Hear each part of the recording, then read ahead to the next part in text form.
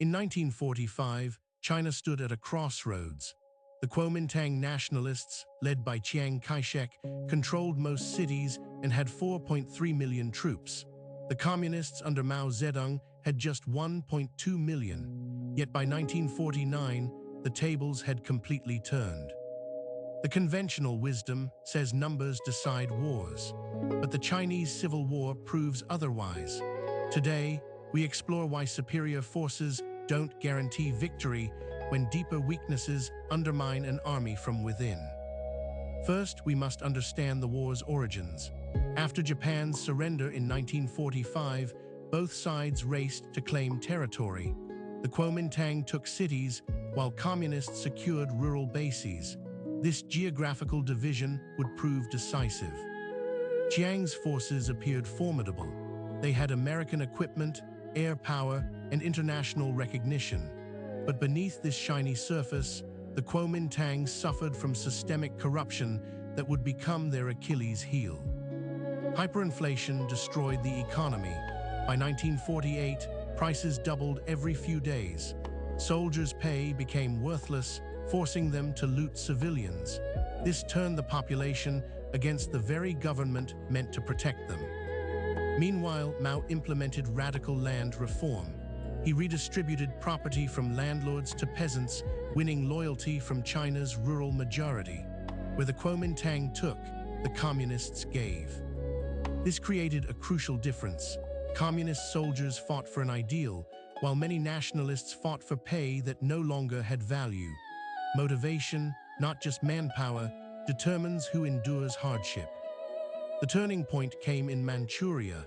Chiang committed his best American-trained divisions here, overextending his supply lines. Mao concentrated forces, applying Sun Tzu's principle, attack where the enemy is unprepared. In 1948, the communists captured massive American equipment stores at Jinzhou. Overnight, they gained artillery they couldn't have manufactured themselves. Each victory fed the next. The Huihai campaign demonstrated Mao's strategic brilliance. He mobilized 5 million peasants as logistics support, creating a human sea that surrounded and overwhelmed nationalist positions. Chiang's leadership failed to adapt. He micromanaged from Nanjing, ignoring local conditions. Field commanders couldn't make timely decisions, while communist commanders had flexibility to respond quickly. American support became a double-edged sword. Weapons helped initially, but dependence made the Kuomintang seem like foreign puppets. Mao cleverly framed the conflict as national liberation. Morale collapsed as defeats mounted. Nationalist soldiers deserted in droves, often joining the communists. By 1949, Mao's army had grown to 4 million, while Chiang's shrank to 1.5 million. The Yangtze River crossing in April 1949 broke final resistance. Using captured boats and local knowledge, communists crossed what Chiang considered an impassable barrier. Nanjing fell within days. Chiang's retreat to Taiwan completed the reversal. The underdog had become victor, but this wasn't just military triumph, it was political, economic, and social victory.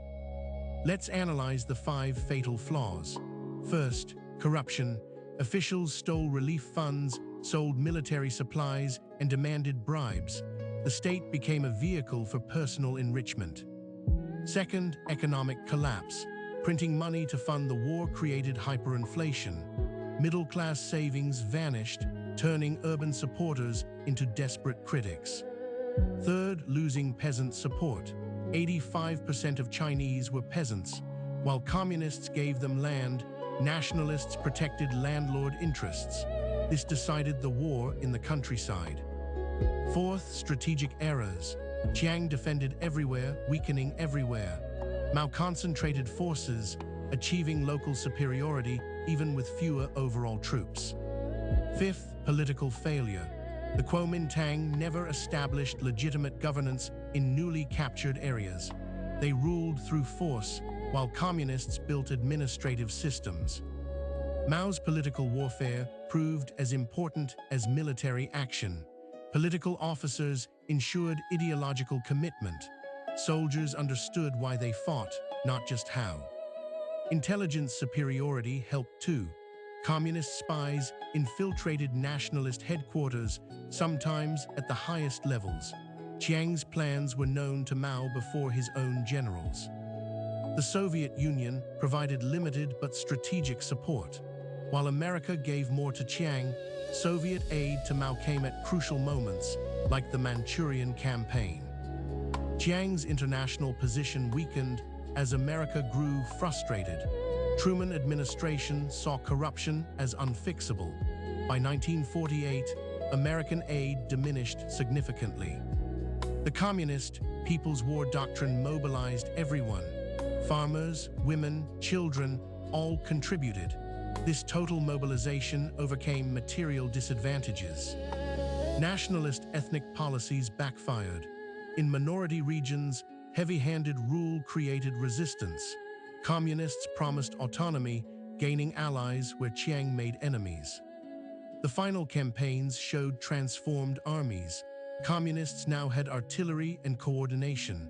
Nationalists had low morale and poor leadership. Quality had overcome quantity. Why does this matter today?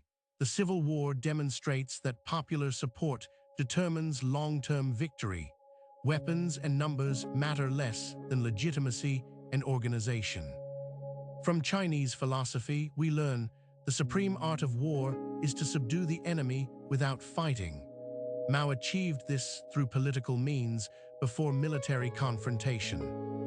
The Kuomintang's tragedy was winning battles while losing the people. They controlled territory but not hearts. In the end, no army can defend an unpopular government. Mao's victory reshaped China and the world.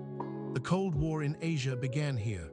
Taiwan's status remains contested today, all tracing back to these 1945-1949 decisions. Historical lessons echo: corruption destroys armies from within. Economic stability matters as much as bullets. And peasants, when mobilized, become an unstoppable force.